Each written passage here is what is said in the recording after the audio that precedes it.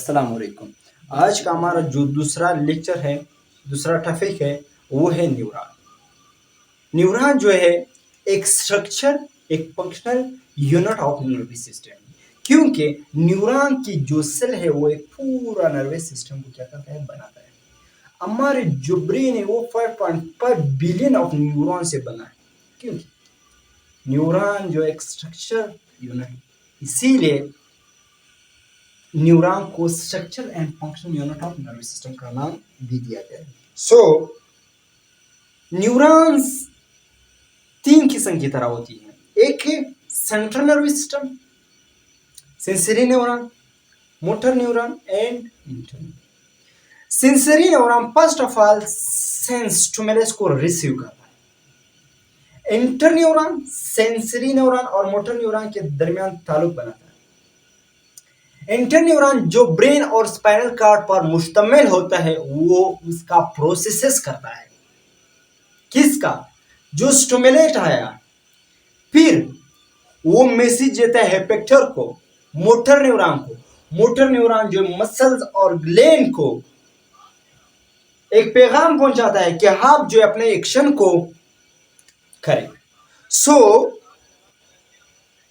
Motor neuron के हम ये जो स्ट्रक्चर है एक मोटर न्यूरॉन है। दो न्यूरॉन के दरमियान एक गैप मौजूद होता है, उसको हम साइनेप कहते हैं। क्योंकि इसका जो स्ट्रक्चर है वो एक लेंथ तक भी हो सकता है। ये जो एक जोन वाला जो लेंथ है वो लेंथ एक लेंथ भी हो सकता है, 1 मीटर तक भी हो सकता है। आज हम उसका एक स्ट्रक्चर पढ़ेंगे, क्योंकि ये जो टॉपिक है वो एक दूसरी अलग वीडियो में हम बढ़ाएंगे कि सेंसरी न्यूरॉन की स्ट्रक्चर किस तरह है, मोटर न्यूरॉन की किस तरह है, सेंसरी और इंटर न्यूरॉन की किस तरह है। आज हम सिर्फ एक न्यूरॉन की जो सेल है उसका एक स्ट्रक्चर पढ़ेंगे कि उसकी स्ट्रक्चर किस तरह होती है। तो न्यूरॉन की जो सेल है उसका एक अपना साइटोप्लाज्म होता है। उस साइटोप्लाज्म के अंदर ऑर्गेनेलीज पाए जाते हैं और ऑर्गेनेली की अपने फंक्शन होती है।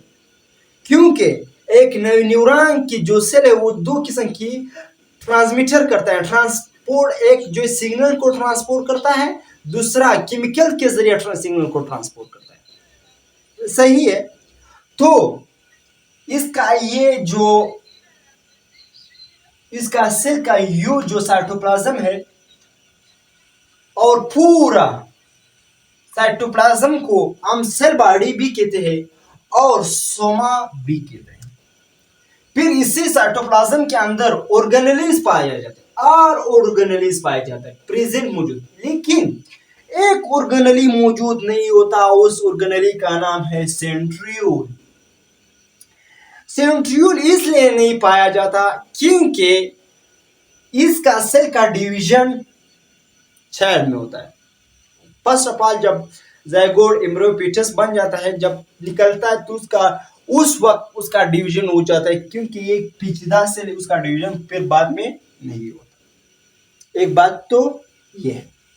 दूसरा, इसी वजह से इसके अंदर और इसके अंदर कुछ सेल ऑर्गेनेलीज है, जैसे कि एंडोप्लाज्मिक रेटिकुलम, गोल्गी बॉडी, इसको नजल ऑर्गेनेलीज भी कहा जाता है, जो प्रोटीन्स को बनाता है और एसिटाइलकोलिन एंजाइम को बनाता है।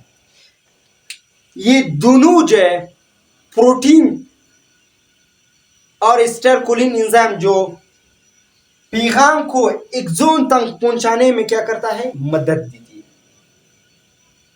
तो ये जो दागियानुमा स्ट्रक्चर मौजूद होता है सेल के बॉडी के इर्द गिर्द, जो इंपल्स को फर्स्ट ऑफ ऑल रिसीव करता है, इसका नाम है डेंड्राइट्स। इसको third like fibre structure, third like fibre structure होती है। जो दागियानुमा स्ट्रक्चर होती है ये फर्स्ट ऑफ ऑल मैसेजेस को रिसीव करता है। फिर सेल बॉडी के इर्द गिर्द एक मेम्ब्रेन मौजूद होता है जिसको हम न्यूरोप्लाज्मा, न्यूरोलिमा कहता है और इम्ब्रेन भी कहते हैं। जरा सो क्या रमना वीडियो रमना यार सब बजे यार।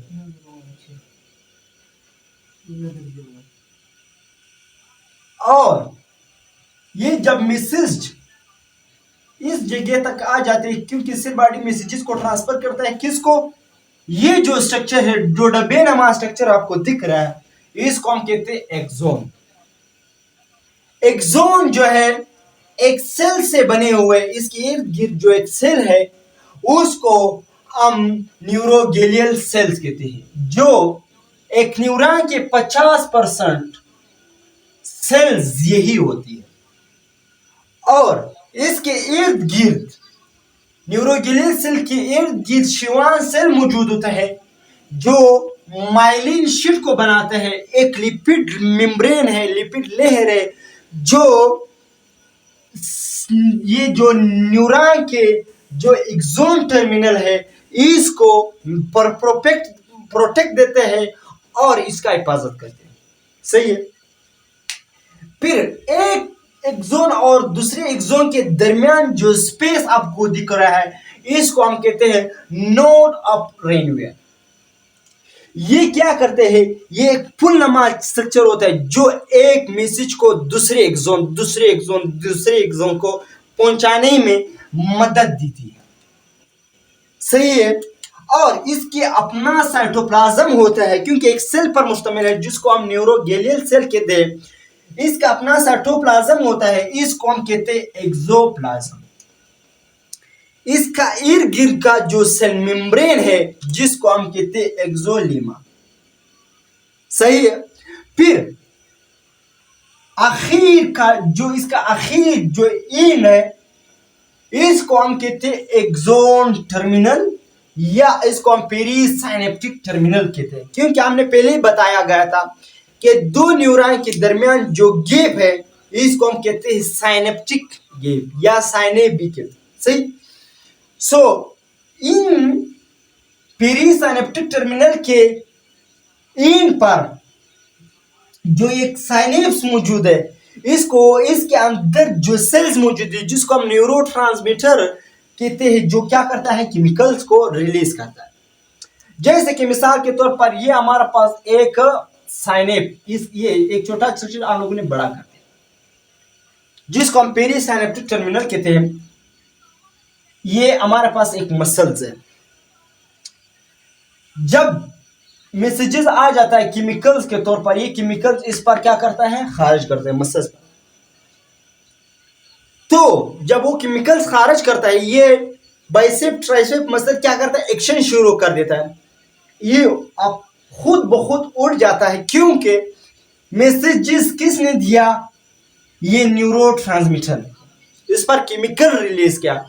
तो एक स्ट्रक्चर हम लोगों ने आज पढ़ा जो एक न्यूरॉन का था, ये एक मोटर न्यूरॉन है, क्योंकि सेंसरी न्यूरॉन की अलग स्ट्रक्चर है सेल के, और इंटर न्यूरॉन्स के अलग स्ट्रक्चर है, और मोटर न्यूरॉन की स्ट्रक्चर ये है। इंशाल्लाह समझ आया होगा। वीडियो को लाजमी लाइक करें और शेयर करें, बेल आइकन को